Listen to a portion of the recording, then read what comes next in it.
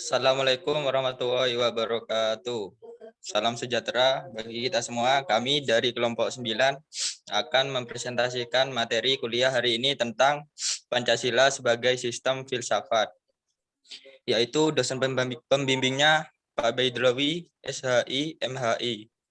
Sebelumnya izinkan saya memperkenalkan diri saya. Nama saya Darul Ilham Sismuaria dengan NIM A31200-539. Dan selanjutnya anggota lainnya yaitu Nur Farida dengan NIM A31202-485. Selanjutnya Nur Muhammad Ali Ridho dengan NIM A31200-336. Selanjutnya ada Nuril Fadilah dengan NIM A31202-040. Dan yang terakhir ada Oscar Hermanda Perwira P A31200-804.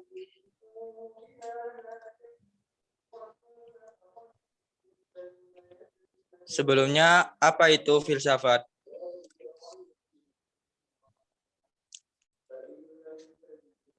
Filsafat secara umum adalah suatu kebijakan filosofis untuk memberikan suatu pandangan hidup yang menyeluruh berdasarkan refleksi atas pengalaman hidup maupun pengalaman ilmiah. Filsafat sendiri merupakan suatu ilmu pengetahuan karena memiliki logika, metode, dan sistem.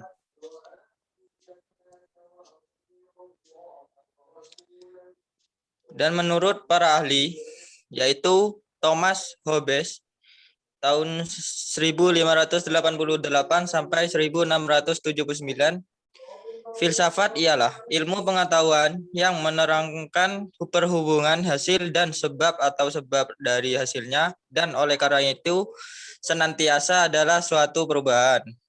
Dan menurut para ahli lainnya yaitu Al-Farabi, wafat 950 Masehi. Filsafat itu ialah ilmu pengetahuan tentang alam yang maujud dan bertujuan menyelidiki hakikatnya yang sebenarnya.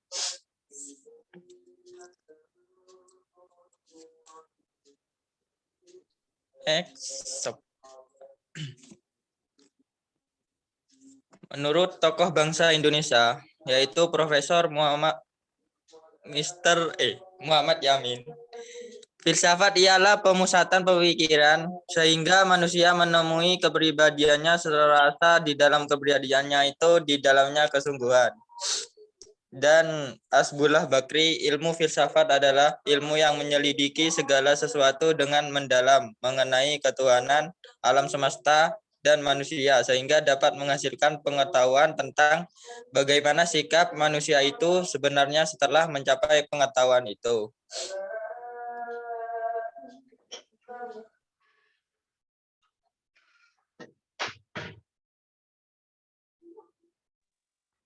Filsafat sebagai produk mencakup filsafat sebagai jenis pengetahuan, ilmu, konsep-konsep, pemikiran-pemikiran, rasionalisme, materialisme, pragmatisme.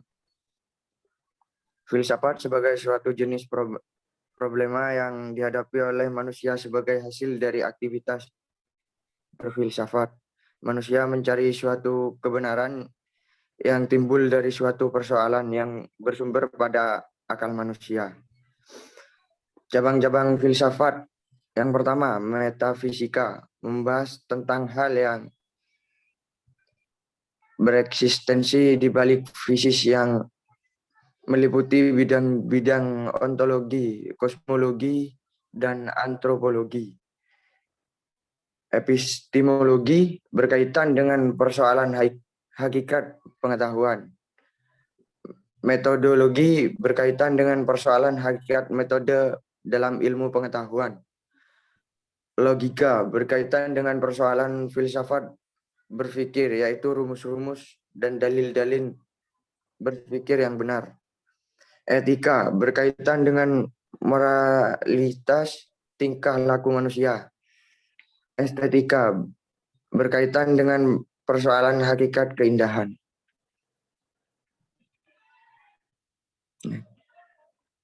Pancasila sebagai suatu sistem.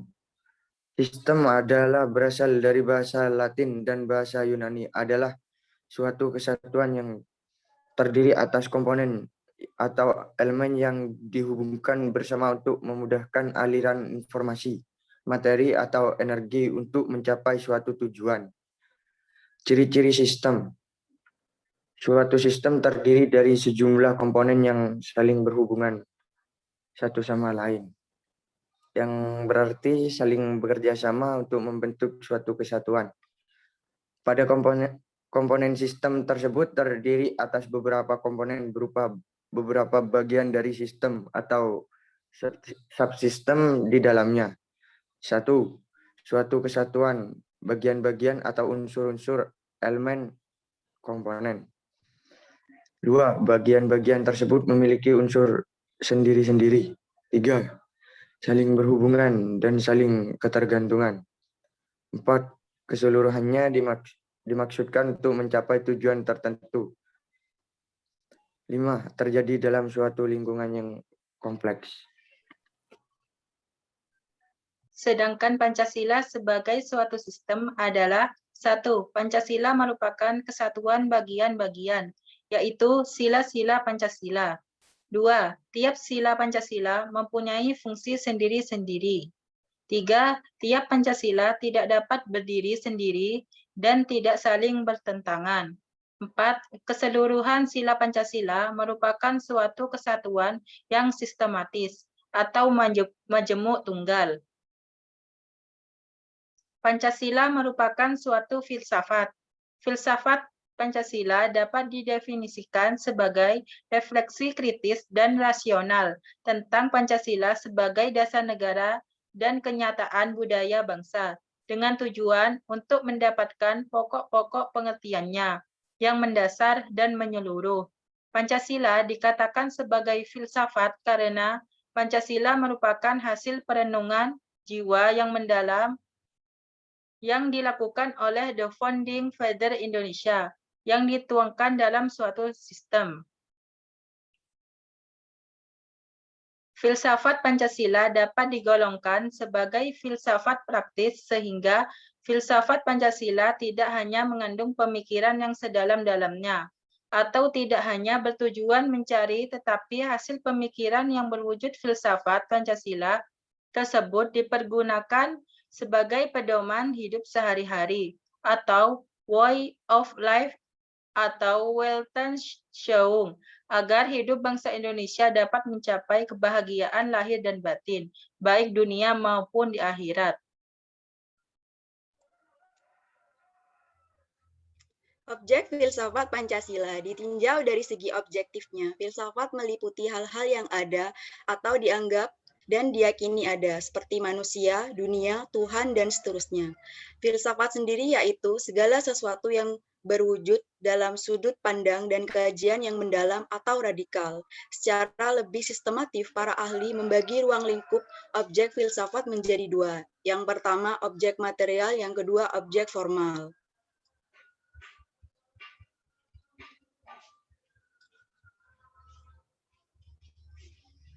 Pancasila melalui pendekatan dasar ontologis, epistemologis, aksiologis. Yang pertama, dasar ontologis atau hakikat manusia, sila-sila Pancasila. Manusia sebagai pendukung pokok sila-sila Pancasila secara ontologis memiliki hal-hal yang mutlak, yaitu terdiri atas susunan kodrat, raga, dan jiwa jasmani dan rohani. Sifat kodrat manusia adalah sebagai makhluk individu dan makhluk sosial, serta kedudukan kodrat manusia sebagai makhluk pribadi, berdiri sendiri, dan sebagai makhluk Tuhan Yang Maha Esa.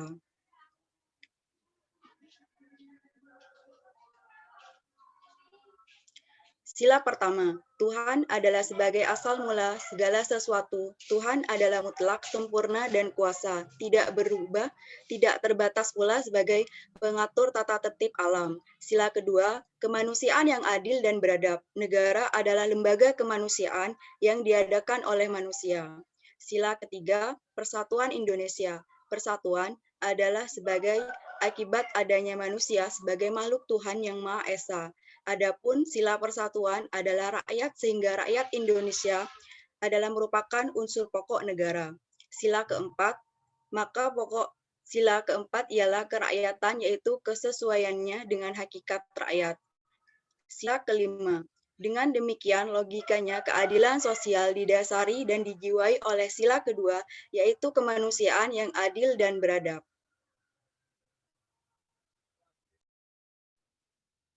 Dasar epistemologis atau pengetahuan sila-sila Pancasila.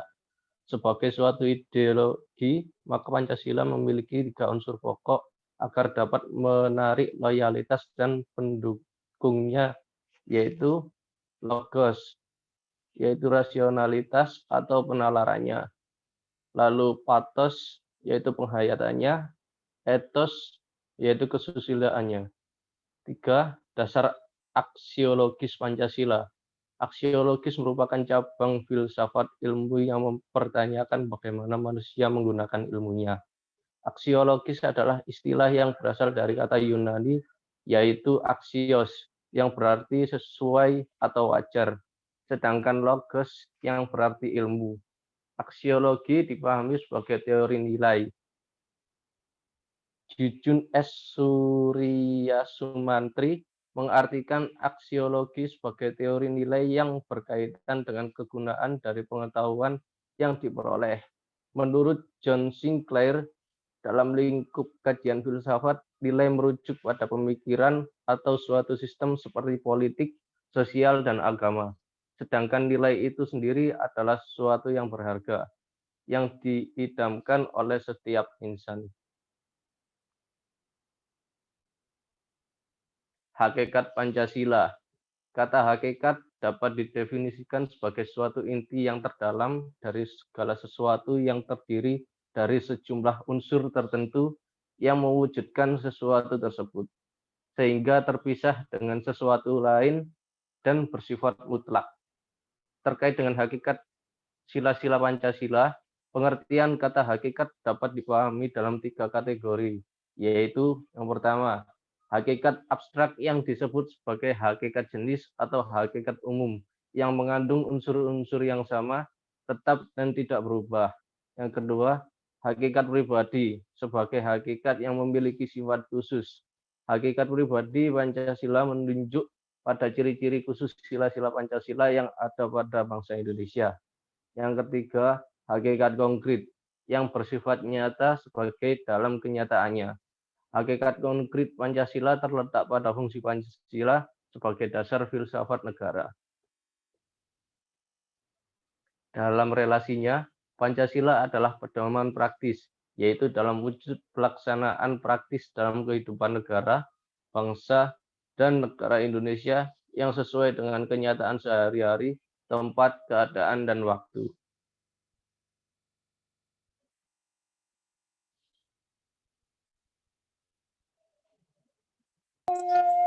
Baik, demikianlah akhir presentasi dari kelompok kami. Terima kasih atas perhatiannya. Kurang lebihnya saya mohon maaf. Akhir kata, wassalamualaikum warahmatullahi wabarakatuh.